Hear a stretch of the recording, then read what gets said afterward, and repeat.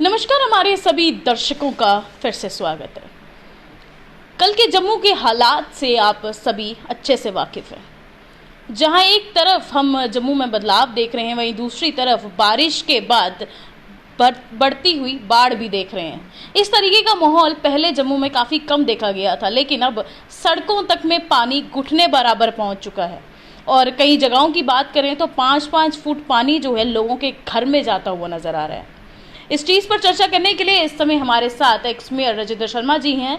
आइए बातचीत जो है इनसे करते हैं, जानते हैं कि क्या ही कुछ कमियां और खामियां जो हैं वो रही होंगी, क्योंकि आप भी जानते हैं जम्मू परिवर्तन में, जम्मू के बदलाव में सबसे बड़ा हाथ जो है इस समय हमारी सरकार का है। पहले जिस तरीके से जम्मू कश्मीर को देखा जाता था, वैसे अब उस नज़रिए से नहीं देखा जाता।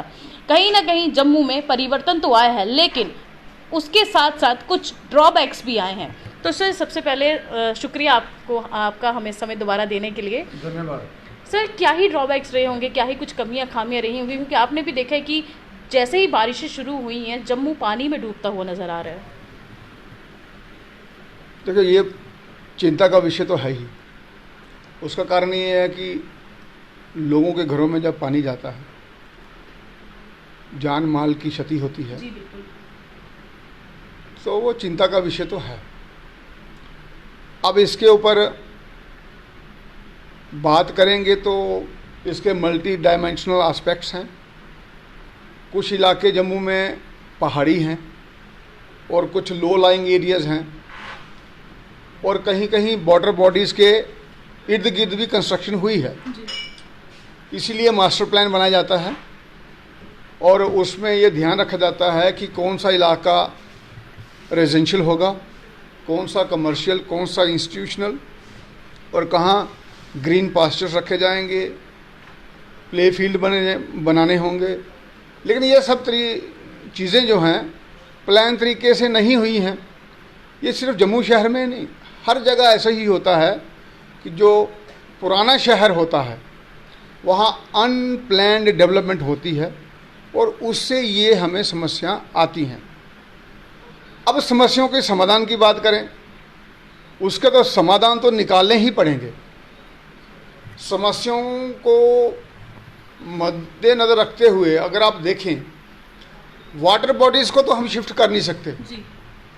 तो नेचुरली फिर जो वहाँ रेजिडेंशियल एरिया है वहाँ उसको शिफ्ट करना पड़ेगा, अगर आपको स्थायी चाहिए तो। अगर पॉलिटिकल तरीके से बात करनी है तो फिर हम कर रहे हैं, हम करेंगे, बहुत बुरा हुआ, फिर तो ऐसी बातें होंगी। तो जम्मू शहर में बहुत काम करने वाला है और उसके लिए प्रॉपर गवर्नेंस, इलेक्टेड बॉडीज़ और उनके पॉलिसी के हिसाब से काम हो, तो फिर जाके प्लानिंग के साथ इन समस्याओं का समाधान निकलेगा। जहाँ जहाँ नालेज को डाइवर्ट करना पड़ेगा वो भी आप डाइवर्ट कर सकते हैं, जहाँ इंटरलिंक करना होगा इंटरलिंक करना पड़ेगा। और ये सब चीज़ें देखते हुए, क्योंकि मैंने खुद भी देखा है, जब मैं मेयर था तो टूर किया था 2023 में, आपने देखा होगा, तब नालों की सफाई बरसात आने से पहले की थी मैंने। जी बिल्कुल। और आपने देखा होगा, आप भी उसमें थी, कैसे 20 लोगों की अधिकारी सभी गाड़ियों में बैठ के सभी नालों को मैंने दौरा किया था और उनको मैंने टाइम बाउंड दिया था कि इतने समय में आपने सारे नाले मेरे साफ चाहिए। और आपने देखा होगा उस वक्त बरसात में हमें नुकसान नहीं हुआ था। क्या है कि किसी चीज़ में भी खुद उतरना पड़ता है जी। और नालों में मैं खुद गया था और साथ में अधिकारियों को भी उतारा गया था। अब कारपोरेशन है नहीं है, कारपोरेशन का जो समय है वो अभी मैच्योर हो गया है।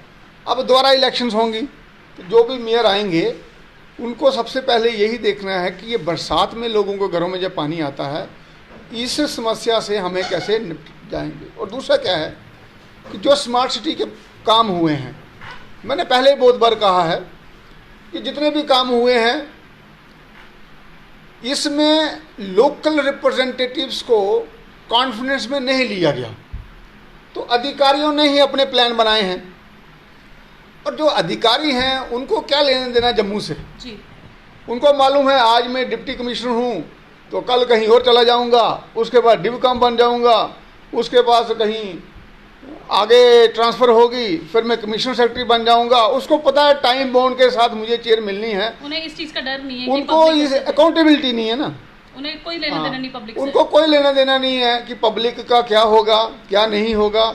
अब जब मैं मेयर था तो लोग ये भी क्या पूछना चाहेंगे, भाई आपने क्या किया। जी। तो मेरे से पहले सारी टेंडरिंग हो गई थी स्मार्ट सिटी की। अब अगर मैं उस पर शोर डालता, जैसे आपको पता होगा जो आपकी ये पार्किंग थी, रोड पार्किंग, वो मैंने बंद करवाई थी, उसका टेंडर कैंसिल किया था, उसको 25 लाख रुपया का जुर्माना हमने किया, और उसकी इंक्वायरी एक इंडिपेंडेंट बॉडी, जो मैंने कहा था कि मैं इसका इंडिपेंडेंट ऑडिट करवाऊंगा, उसको दी। ये बात अलग है कि वो भी गवर्नमेंट की एजेंसी थी, उसने आज तक मुझे रिपोर्ट ही नहीं दी है, क्योंकि वो भी ब्यूरोक्रेट है। ब्यूरोक्रेट को शील्ड करता है। तो इससे क्या हो गया, जम्मू वालों का समस्या है अब। तो इस समस्या के निपटने के लिए सबसे बड़ा हथियार है रिप्रेजेंटेशन, प्रॉपर रिप्रेजेंटेशन। और मैं जनता से भी निवेदन करूंगा कि अपना रिप्रेजेंटेटिव चुनते हुए 3-4 चीज़ों का अवश्य ध्यान रखें। पहला, इंटेग्रिटी ऑफ ए पर्सन। दूसरा, ही मस्ट बी एजुकेटेड, क्योंकि आप ये देखो जो भी हमारा रिप्रेजेंटेटिव आएगा उसको कंट्रोल किसको करना है, दोज हु आर क्वालिफाइड। तो जो क्वालिफाइड हैं they are the implementing agency, और जनता जैसे हमारे संविधान में लिखा है कि सुप्रीम है, वो डायरेक्टिंग अथॉरिटी है। जो जनता चाहती है वो होना चाहिए, और उसको इम्प्लीमेंट किसने करना है, डिपार्टमेंट्स ने। तो जो रिप्रेजेंटेटिव अगर जानकार नहीं होगा तो वो उनको डायरेक्ट नहीं कर पाएगा। वो फिर ये कहेगा जैसा आपको ठीक लग रहा है वैसे करो, लेकिन मुझे इस समस्या का समाधान चाहिए। ऐसा कोई नहीं करता कभी भी। जब तक आप डायरेक्ट न करो मुझे इसको ऐसा चाहिए, तब तक वो चीज़ सही नहीं होगी। तो इसलिए रिप्रेजेंटेटिव चुनने से पहले शर्मा वर्मा में ना जाते हुए आप ये देखें कि हु इज़ क्वालिफाइड, कौन व्यक्ति ऐसा है जो जानकार है और एडमिनिस्ट्रेटिव स्किल्स उसके पास हैं।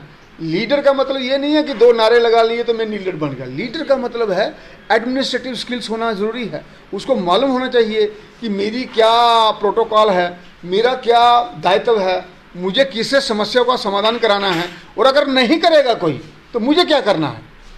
ये सब चीज़ें हमको ध्यान में रखनी पड़ती हैं, फिर जाके एक लीडरशिप एंटिटी आगे आती है। और इन चीज़ों का इसके साथ साथ में ये भी हमने देखना है कि जो लीडर है जितनी देर से भी वो इसमें इस काम में जन सेवा में है, क्या उसकी उसमें पारदर्शिता है कि नहीं है, क्या उसने जो काम किए हैं उसमें कोई कोताही तो नहीं की, अपने लिए तो नहीं एसेट्स क्रिएट किए। ये सब चीज़ें जब तक हम देखेंगे नहीं, हमें समस्याओं का समाधान इसलिए नहीं मिलेगा क्योंकि जिन लोगों ने ट्रांसपेरेंट और अकाउंटेबल व्यवस्थाओं का निर्माण करना है, वो जब तक खुद व्यवस्थित नहीं होंगे तो इन व्यवस्थाओं का निर्माण नहीं हो सकता। और इसीलिए आपको पता है मैंने एक मुहिम भी चलाई थी, ईमानदार जम्मू शानदार जम्मू, उसमें यही बातें मैंने बताई थी।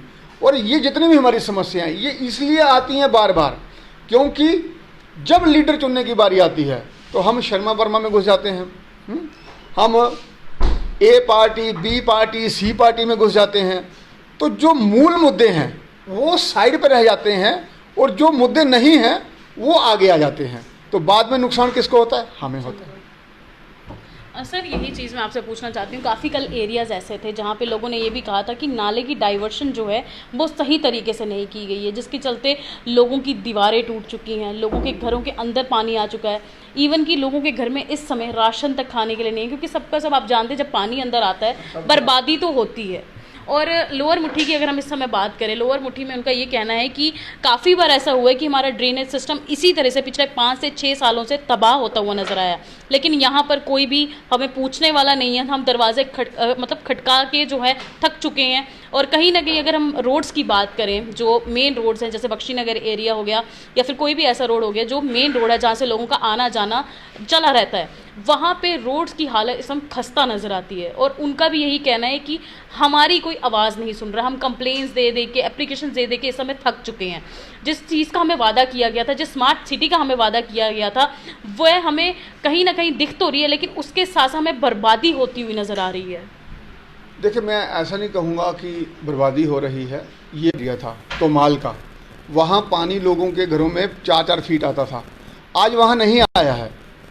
और वहाँ किसी का फ़ोन मुझे नहीं आया और मैं सबको ये निवेदन करूँगा कि जो हमारा रिप्रेजेंटेटिव और एडमिनिस्ट्रेटिव प्रोसेस है उसको हमें समझना चाहिए कि जो भी हमारा वहाँ का इलेक्टेड रिप्रेजेंटेटिव रहा, हम उसको संपर्क करें, वही हमारा समाधान निकालेगा। हम क्या है कि किसी तरीके से उनको संपर्क नहीं करते और ख़ुद हम काम करने के लिए आगे बढ़ जाते हैं। उससे क्या होता है, हमारी कभी सुनवाई होती है, कभी नहीं होती है। क्योंकि जब हमारे पास सिस्टम है एक ऑलरेडी इन प्लेस, तो हमको उसको एडहेयर करते हुए हमें अपने सोल्यूशन ढूंढने चाहिए।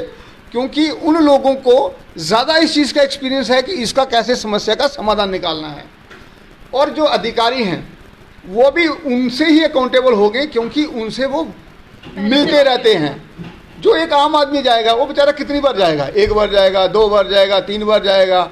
जब वो उसकी नहीं सुनेगा तो उसको अब मालूम ही नहीं है अब इसके आगे मुझे क्या करना है, फिर वो हताश हो जाता है। तो इससे मैं ये कहूँगा कि हमें ये जानना चाहिए कि हमारे जो रेमेडियल के प्रोसेस है वो क्या है। वो यही है, आप इलेक्टेड रिप्रेजेंटेटिव्स को फ़ोन कीजिए, उनको कहिए हमारी समस्या का समाधान कीजिए, क्योंकि कॉरपोरेशन से ही अभी समस्याओं का समाधान होना है। अगर नहीं होता है तो मुझे भी कॉल कर सकते हैं, तो लोग करते भी हैं मुझे कॉल। तो ये तो इसी तरीके से समस्याओं का समाधान होगा। लेकिन मैं एक चीज़ और भी कहूँगा, जो मेन हमें फोकस करना है, ये समस्या हर बार आएगी। जी सर, क्योंकि सर अभी जानते हैं बारिशें अभी हैं, अभी तो ये शुरुआत हुई है, और जम्मू में आप जानते हैं कि बारिश जो है सर्दियों के दिनों में भी आएंगी। लेकिन चलिए अभी तो बरसातें हैं, गर्मी है, इसके लिए हमें प्रॉपर प्लानिंग करनी पड़ेगी। और वही बात आ गई दोबारा, उसके लिए हमें अच्छे रिप्रेजेंटेटिव्स की ज़रूरत है जो ये चीज़ें बातें समझते हुए आगे की प्लानिंग करें। और वो कॉरपोरेशन में ही प्लानिंग होगी इसकी, और किसी एंड पे नहीं होगी। तीसरा ये है कि जो एरिया लो लाइंग है उनके लिए हमें स्पेशल एम्फेसिस देते हुए उपाय निकालने पड़ेंगे, चाहे वो कंस्ट्रक्शन जो है लीगल हैं चाहे इलीगल हैं। अब जिसने घर बना लिया उसने पूरी पूंजी लगाई होती है जी। तो वो भी बात ध्यान में हमें रखनी होगी। इन द गिवन सर्कमस्टांसेस हमें समस्याओं का समाधान निकालना पड़ेगा, नालों की डाइवर्जन करते, चाहे उनको डीप करके, और समय समय पर सफाई होते रहे, ये बहुत ज़रूरी है।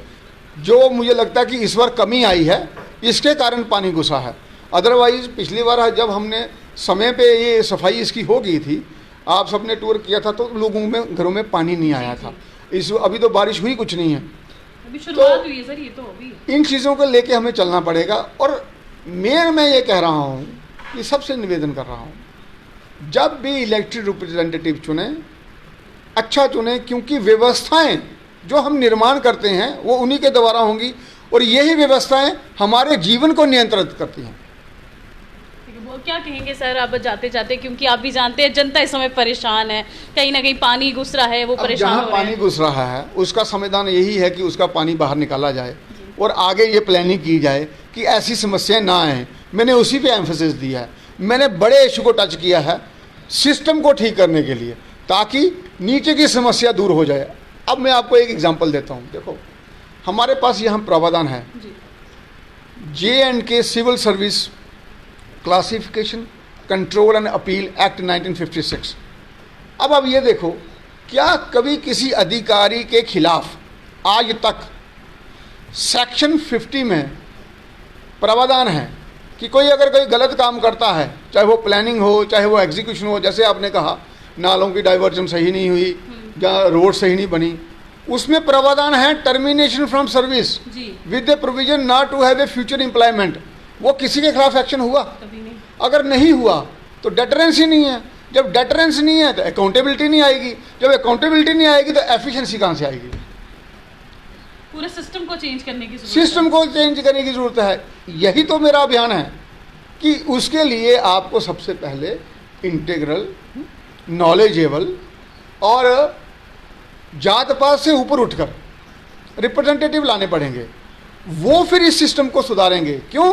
क्योंकि अगर वो वैसे नहीं आते हैं तो जिन्होंने ये काम करना होता है वो उनका सुनेंगे नहीं, उनको मानेंगे नहीं, तो जो हमारा सिस्टम क्रिएट होता है वो खुद में कोलैप्स हो जाता है।